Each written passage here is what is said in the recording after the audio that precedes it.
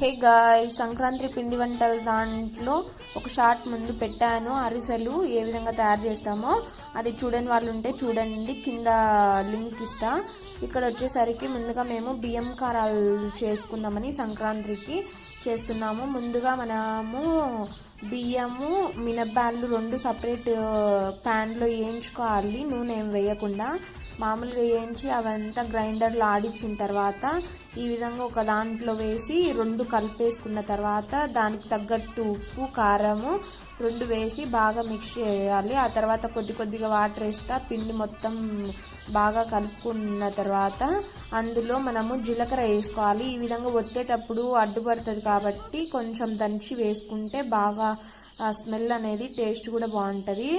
ఆ తర్వాత ఈ విధంగా వేసుకొని కారాలు ఒత్తుకున్న దాంట్లో కొద్ది కొద్దిగా వేసుకుంటే ఈ విధంగా వీడియోలో చూపిస్తున్నట్టు ఒత్తుకుంటే బాగా వస్తాయి. సబ్స్క్రైబ్